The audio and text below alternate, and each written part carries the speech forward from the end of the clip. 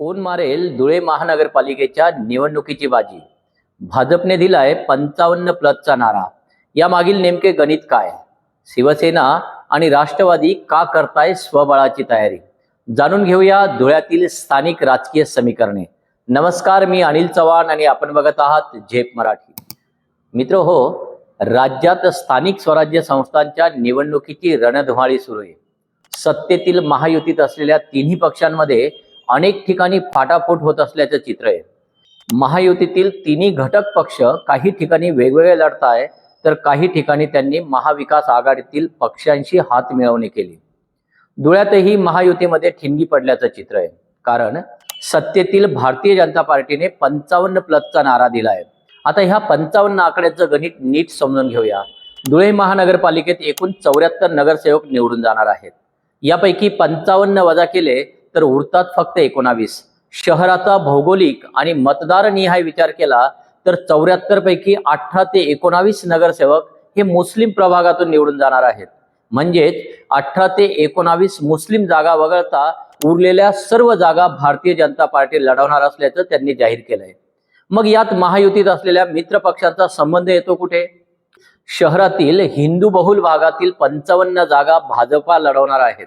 आपले उमेदवार कोणी व्यक्ती नसून कमळ हाच उमेदवार आणि हेच आपले चिन्ह असल्याचे आमदार अनुप अग्रवाल आणि जिल्हाध्यक्ष गजेंद्र अंपळकर यांनी जाहीर केले. म्हणजे याचा अर्थ 55 जागा कमळाच्या चिन्हावर लढवल्या जात असतील, तर या 55 मध्ये मित्र पक्ष असलेल्या शिवसेना असो की राष्ट्रवादी यांना थारा नाही, हेच स्पष्ट होतंय. मग भाजपाचे मित्र पक्ष राष्ट्रवादी आणि शिवसेना करताय तरी काय? या प्रश्नाचे उत्तर एका छोट्याशा ब्रेक नंतर. तुम्ही कुठेच जाऊ नका, बघत राहा फक्त झेप मराठी.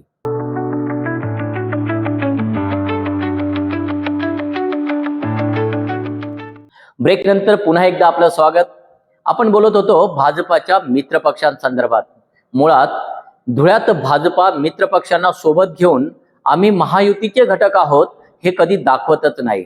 त्यामुळे इथे महायुतीतील तिघांची तोंडे 3 दिशेला आहेत. एकनाथ शिंदेंच्या शिवसेनेतील गटबाजी कालपर्यंत सगळ्यांना ठाऊक होती. आता अपरिहार्य कारणामुळे केवळ निवडणुकीसाठी मनोज मोरे आणि सतीश महाले हे एका मंचावर दिसले हे खरे, पण कितपत मनापासून एकत्र आलेत हाही प्रश्नच आहे. भाजप आपल्याला सोबत घेणार नाही हे माहीत असताना देखील शिवसेना आता शेवटच्या टप्प्यात देखील आशावादी आहे.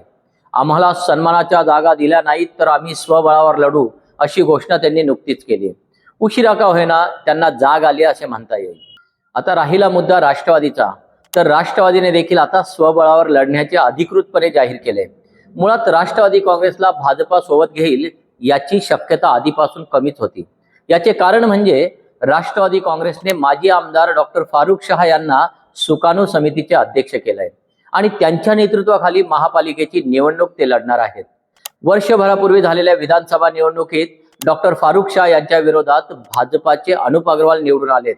या शहरात हिंदू मुस्लिम हा मुद्दा आजही राजकीय कळीचा मुद्दा आहे. दोघे आजी माजी आमदार परस्परांचे कट्टर विरोधक असल्याचे संपूर्ण शहराला माहिती आहे. राजकारणात काहीही होऊ शकते हे खरे असले तरी आमदार अनुप अग्रवाल आणि माजी आमदार फारुख शाह यांच्यात कोणत्याही परिस्थितीत युती होणार नाही, कारण भाजपा मनपाच्या निवडणुकीत पुन्हा हिंदुत्वाच्या नावावर मतदान मागत आहे. आपल्याला किंवा आपल्या उमेदवाराला त्यांचे एकही मत नको असे आमदार अनुप अग्रवाल यांनी देवपुरातील पहिल्या सभेत सांगून टाकले आणि याची सुरुवात केली. डॉक्टर फारुख शाह यांना सोबत घेऊन लढणे म्हणजे आपले हिंदुत्ववादी राजकीय भवितव्य खराब करून घेणे, एवढी समज आमदार अनुप अग्रवाल यांना नक्कीच आहे. त्यामुळे धुळ्यातील राजकीय चित्र स्पष्ट झालंय. महायुती स्वतंत्र लढणार हेही स्पष्ट झालंय आणि शिवसेनेनेही स्वतंत्र लढण्याची हाक दिली हेही स्पष्ट झाले. परंतु तरी सुद्धा धुळेकर मतदारांच्या मनात मात्र काही प्रश्न आहेत. भाजपाला ही निवडणूक वाटते तेवढी खरंच सोपी आहे का? पूर्ण जागा लढवण्या इतके स्वबळाचे उमेदवार शिवसेनेकडे आहेत की त्यांची मदार भाजपाच्या बंडखोरीवर आहे? मुस्लिम बहुल भागात ताकदीने लढणारी राष्ट्रवादी ही भाजपाची प्रमुख विरोधक म्हणून समोर येईल का? या साऱ्या प्रश्नांची उत्तरे आपल्याला लवकरच मिळतील. तुम्हालाही मतदार म्हणून काय वाटते आम्हाला कमेंट्स करून नक्की कळवा. हा व्हिडिओ आपल्याला आवडला असल्यास झेप मराठीला लाईक करा, शेअर करा आणि सबस्क्राईब करायला अजिबात विसरू नका. पुढच्या भागात आपण बघणार आहोत महाविकास आघाडीचे नेमके चालले काय. तोपर्यंत नमस्कार. अशाच वेगळ्या आणि ताज्या बातम्यांसाठी पाहत रहा झेप मराठी, आरसा महाराष्ट्राचा. संपादक प्राध्यापक अनिल चव्हाण, धुळे.